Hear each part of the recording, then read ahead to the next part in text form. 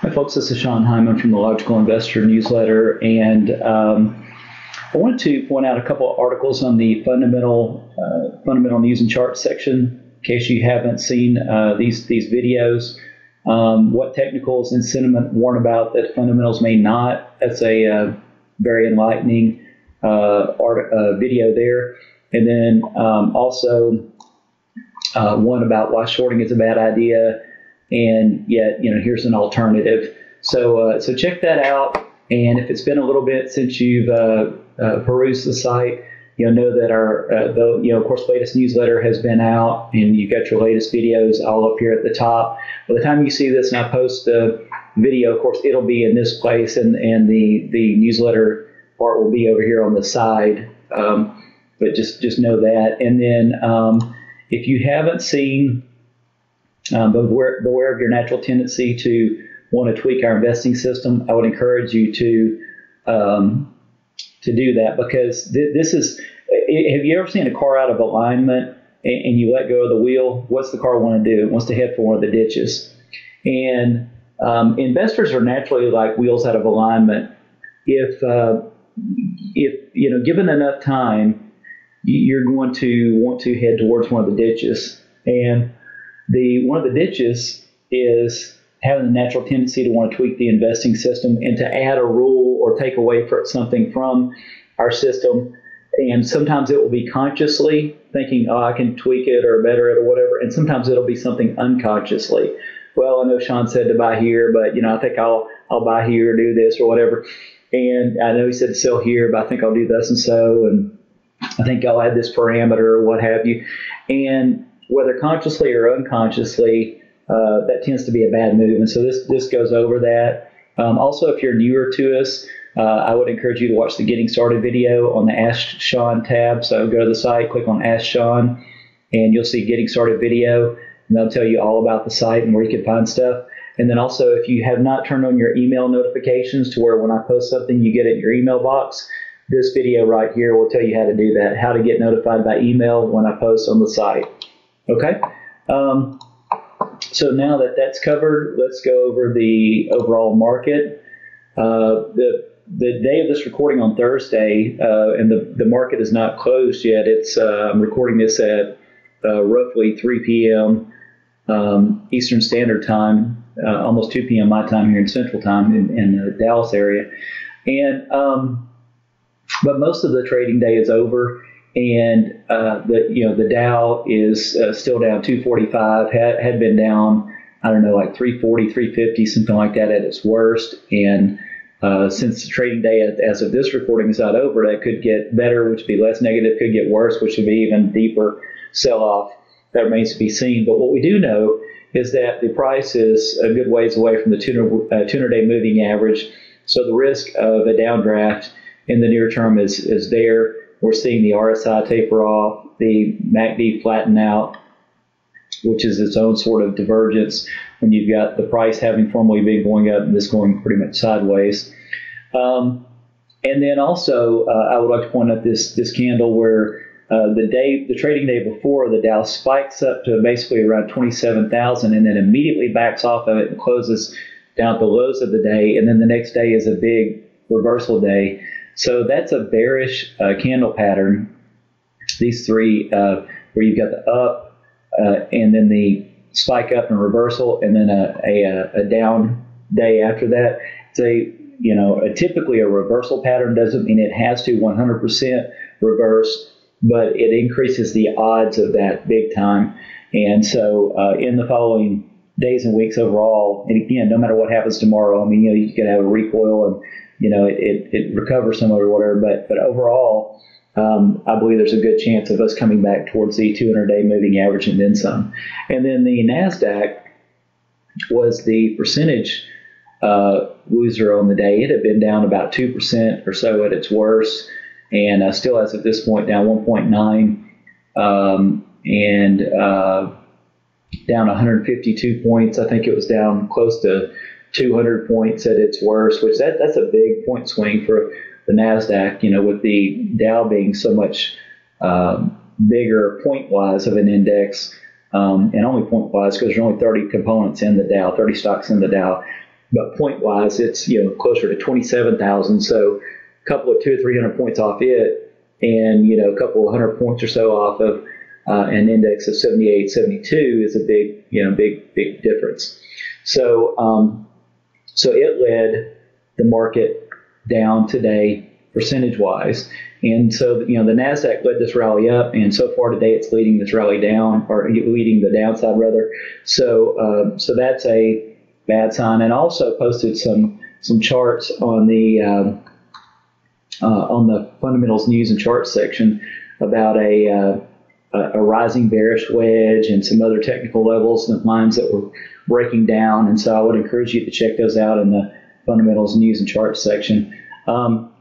So bottom line is the overall market is showing some signs of weakness. Whether this is the time where you get the start of the downtrend or reversal, who knows? But what we do know is that the market is overvalued, and it's at risk of downside. We know that it's sorry if there's a little noise there. I had to adjust my headset. We know that there is high valuations. We know that there's high leverage. We know that there's all kinds of risks out there, and that that we don't want to be a part of in the broader market. And that's why we're very selective with what we're in.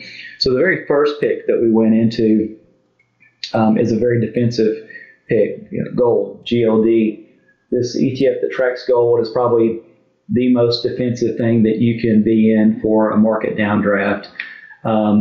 And the market downdraft will inevitably, I believe, drag down the dollar as well. And so the dollar going down and stocks going down, it's going to be a double positive basically for gold. So GLD, I'm very bullish on, and I believe it turns around and makes its next leg up fairly soon. And again, very bullish on it.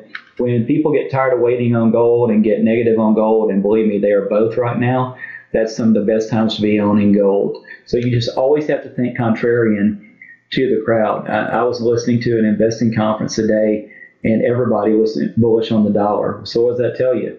It tells you should probably have the opposite stance.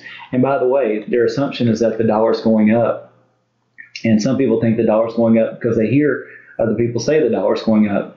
But the dollar, if the dollar were going up, then it would be making higher highs, and it's not. The dollar peaked out coming into 2017, and it's been lower overall the whole time.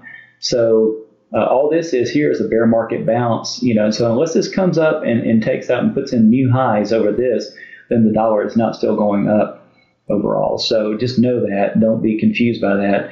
And notice how the MACD keeps putting in lower highs and sell signals.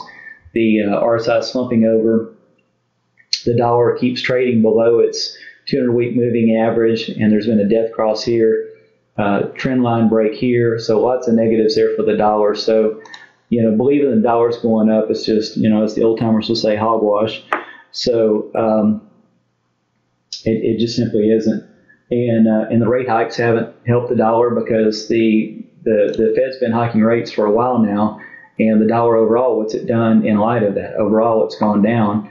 And, downtrends don't just go straight down. They have bear market bounces along the way, which would be waves 2 and 4 in a 5 waves down scenario. So here's 1, here's 2, and then, you have 3, 4, 5. So, again, dollar's not near as peachy as a lot of people think. So, CHL is the next one. It had gone from 42s to 49s in a very short amount of time, like in a month and a half or two. So within 60 days, that kind of a move up needed some type of consolidation. We have gotten some of that. It still remains to be seen if we've gotten all of that. So just don't think it's strange if the market, or if the stock rather, should pull back closer to these moving averages before heading higher. That's totally highly probable. Could it, consolidate and hang out sideways here for a while and then go higher? Absolutely it could.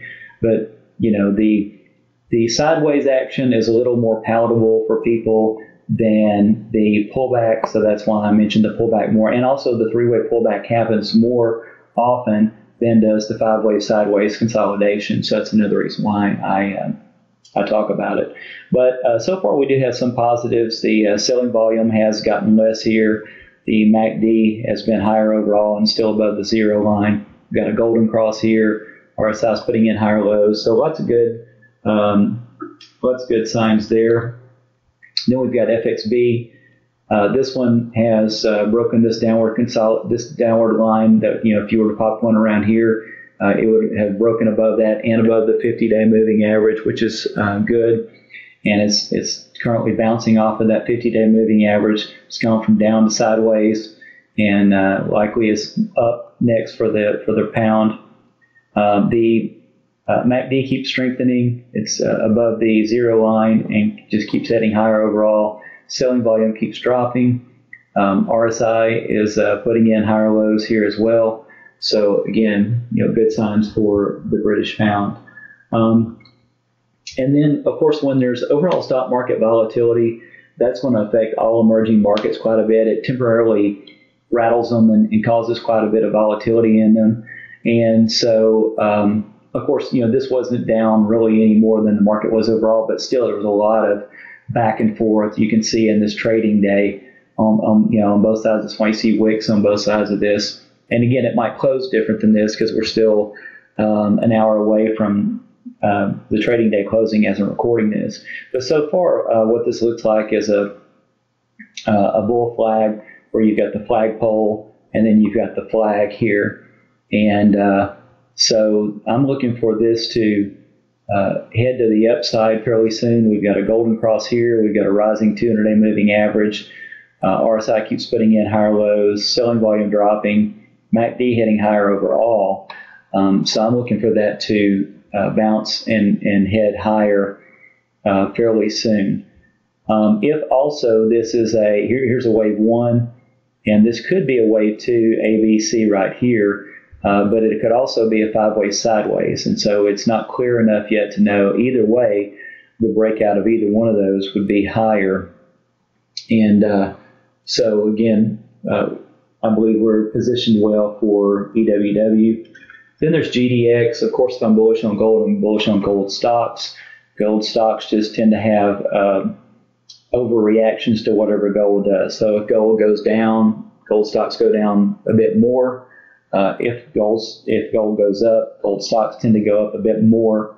So they're just amplified versions of gold essentially. So they are more volatile because they do carry corporate risk, meaning they are companies rather than just gold itself. But if we expect gold to go higher, then we expect gold companies' profit margins to widen because they pull it out of the ground for somewhat of a fixed cost, but what they can fetch for it in the market continues to get higher and higher at that point, which widens their profit margins, increases their earnings, which increases their stock price over time. So that's kind of the logic there. GDX has broken this downward line here, which is a positive. Its selling volume is decreasing. Its MACD is increasing. RSI is increasing. So while this could pull back in the near term, I'm looking for the next major move after that to head higher towards this 200-day moving average, and ultimately it'll go much higher than any of this. But that's where I'm looking at it going next. And then after that, we've got LPL.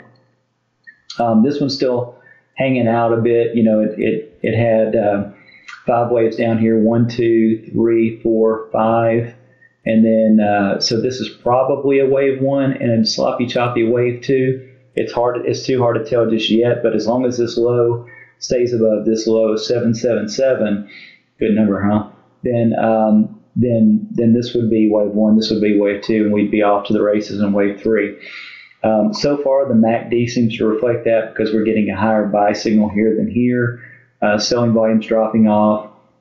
This went from down to sideways, which is good on the 50-day moving average. RSI is heading higher overall. So it's looking, for that to be the case. Now, if that's not the case, no big deal, because remember, we bought the solid stock at a cheap PE. If it goes down some more in the near term, it goes down before heading higher. It just gives, averaging down opportunity if you haven't put in all of your averaging downs. I know most people have, but if not, then you still got that opportunity. And then BBBY, which is definitely one that you had the opportunity to average down on. So this one had a sizable gap lower, rallied up a bit, and then it's come down just a little bit lower. That probably will come to an end fairly soon, because if you were looking at the recent move in Elliott wave terms, you would have 1, 2, a long 3, and then a bit of a pullback 4, and then that would be in 5 right now.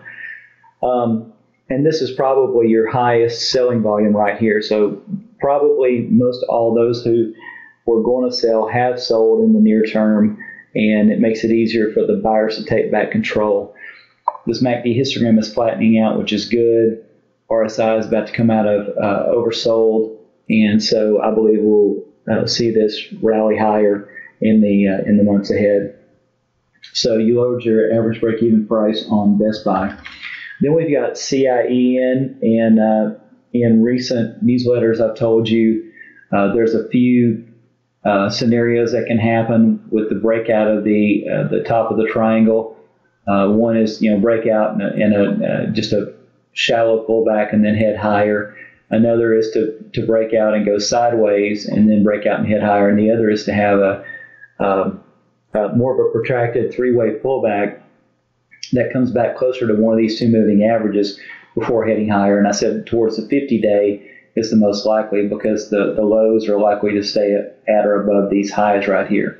So with that said, that most likely scenario is playing out. We don't know yet if this is the very bottom of that or if it takes one more step lower before heading higher, but we are getting that three-way pullback towards the moving averages.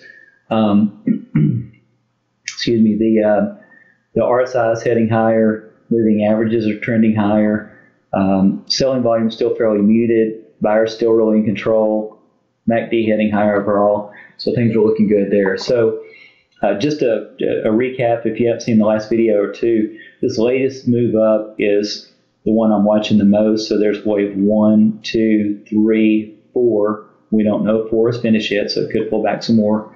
And then the wave 5 advance. So this would certainly not take it to its ultimate target, but the next push higher that I'm looking for would take it to a high enough return and in such a short amount of time that we would take profits if, in fact, that plays out like I believe that it will.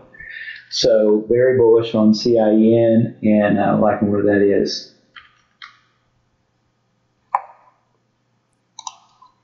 LB is our next one.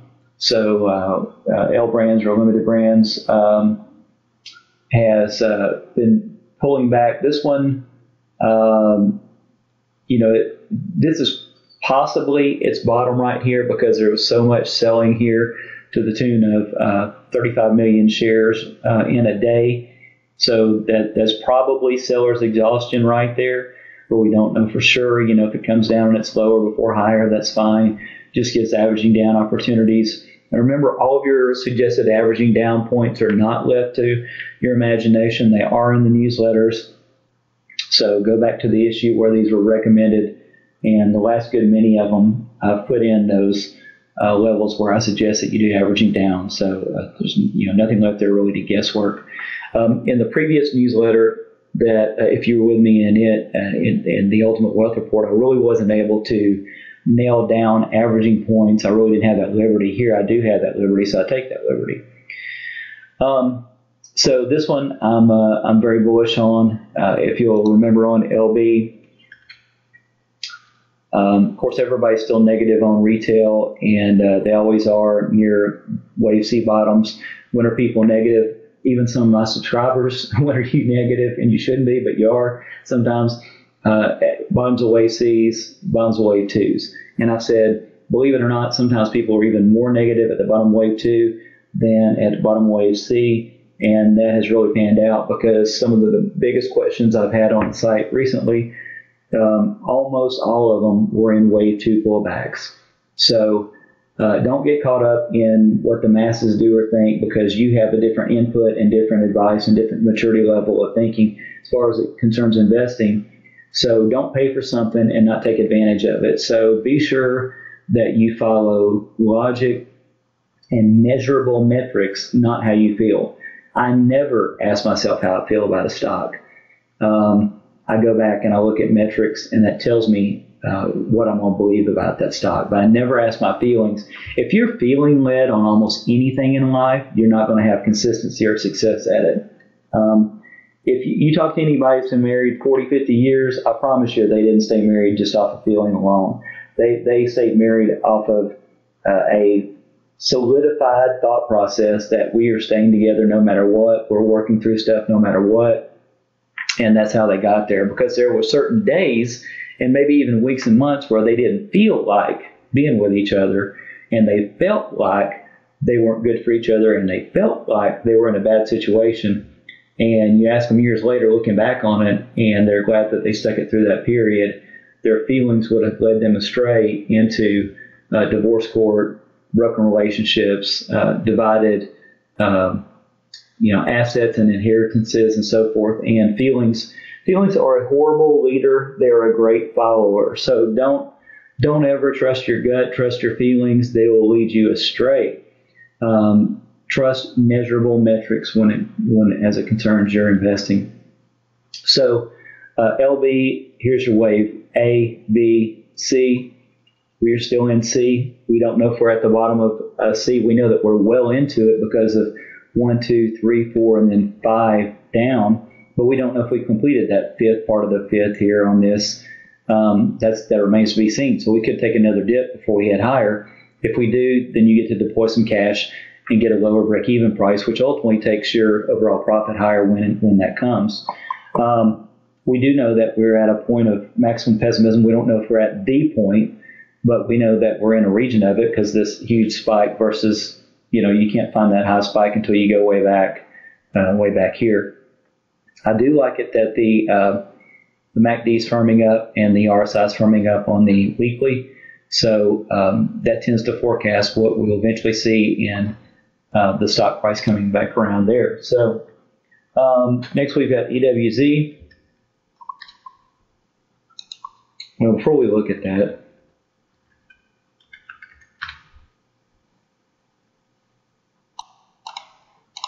just this week alone, the Brazilian real has strengthened a lot against the dollar, and that's shown by the dollar versus the Brazilian real exchange rate going down quite a bit. And its technicals getting worse, which is better for the real, worse for the dollar against it. And so that's been good. And then also it's easier to see $USD BRL is what I'm typing in there. $USD BRL in case you want to track it. This is on 10-year chart. When the price, emerging markets are not having a currency crisis is not uncommon to them. They'll have these sharp moves up and then they'll trickle down. Sharp moves up and then trickle down. Here we're in the sharp move up, and we don't know if the sharp move is for sure behind us or that it's for sure topped. We could see a couple of scenarios pan out. We could see this go, back higher before it goes lower. And it'll more than likely go way lower than the 200-week moving average. It'll likely, go way below that. But we don't know that for sure. But what we do know is the RSI is declining, which is good. We've got a MACD sell signal, and that MACD is lower here than here, which is good, whereas it was about even here. We know that in the past, this 1417, 1425-ish area has been a point of resistance, and we got to 421 here before starting to sell off, and now we're in the threes. So there are a lot of good signs, but this could, and obviously at some point it has some kind of recoil even if it stays downward heading overall. So it's just a matter of does it bump up a little or a lot before heading back down. But the dollar against the real in the near term has been in our favor and has greatly affected and impacted this position. Let me draw some stuff here. And earlier in the week, if you've been with us, you've seen me draw this, but got looks like a double bottom here, which forms a W pattern on the chart. You have more selling volume here, less selling here, which is good. More buying that came after it, which is good. You've had this downtrend break here, which is good, and head higher, and even this spike high here to 37.88 was higher than the 37.65 here. So even that was good because it technically put in a higher high here than here. MACD's been heading higher, so that's bullish when this goes up, when this is flat, and been a little bit of that on the RSI, even though it's more distinct on the MACD. So very bullish signs here. Can you get further pullback or so before heading higher? Sure you can. Could it go to the 50-day or a little below or a little above? Absolutely. But then I'm looking for, or it could this could be it here and we just go higher from there. But if it does, that doesn't take any emotional strength right there at all. So the pullback and then heading higher for that's what you have to be mindful of. But things are looking good there. Could be one of our next winners out of the gate, and could be a very large percentage return for us. Then let me get the ticker symbol in here. CAJ, which is Canon. Canon is looking good overall. Again, we don't know if we've exactly hit bottom yet, but what we do know is that you've got an ABC pullback here that this line has been broken here to the upside. This moving average has gone from down to flat, which is good. And recently, your selling volume has tapered a bit. The MACD is heading higher. The RSI is heading higher. So things are looking good there. So while we don't have confirmation yet that this is bottom, and could it go lower before heading higher? Sure it could. But there is at least a decent chance that this is it, and then we go either sideways or up, or sideways and up or just straight up. And so lots of good looking signs from Canon.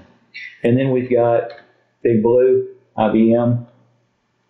So and be sure to ignore news like analyst upgrades and downgrades and stuff like that. If you follow the track record of analysts on upgrades and downgrades, you would lose so much money it wouldn't even be funny.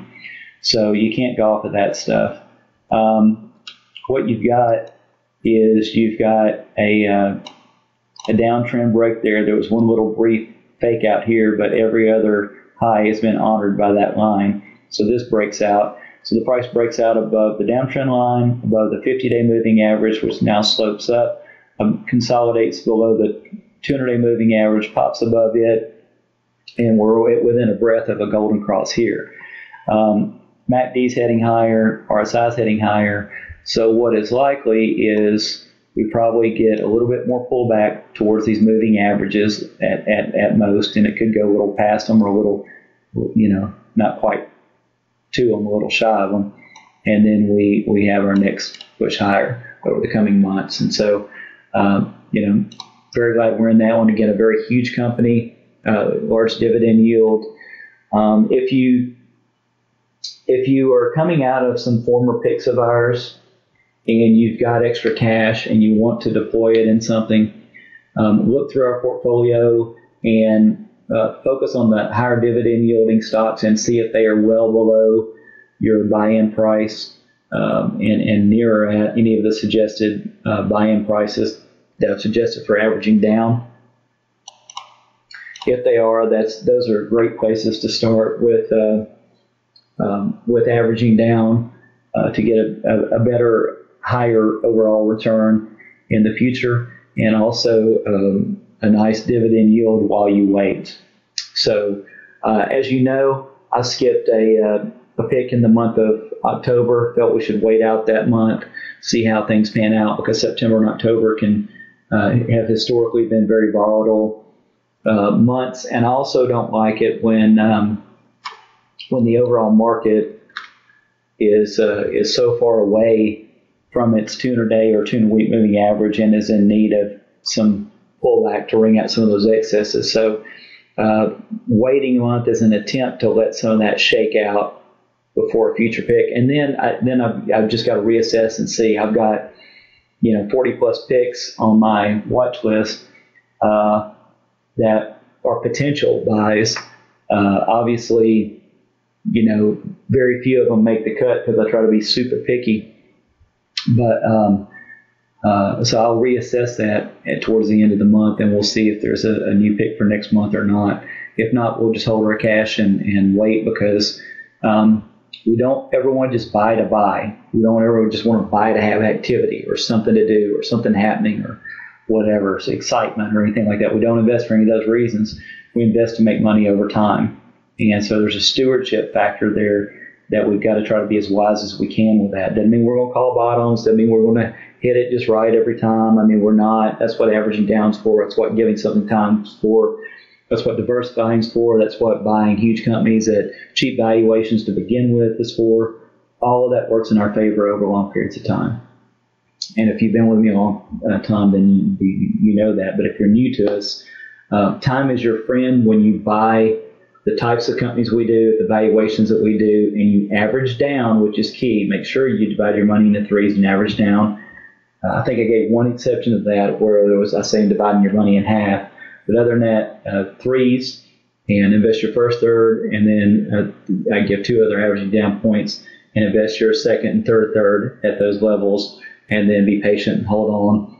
And again, we hold positions, generally speaking, for 2 to 4 years. Some will be a little longer than that period. Some will be a little less than that period. Occasionally you'll get something freaky like, way less than that period, like when we came in and out of football in such a short period of time. We could have a short one in Sienna. We could have one in our Brazilian ETF. We don't know. Time will tell. The market will tell us. But if so, those are anomalies. Those are not typical. And so I always want your focus and expectation to be on what is more typical. That 2 to 4 year time horizon is typical, with some being, there's always outliers on both sides, right? Some will be a little longer, some will be a little shorter. Okay? Thanks so much for watching, and God bless. Bye-bye.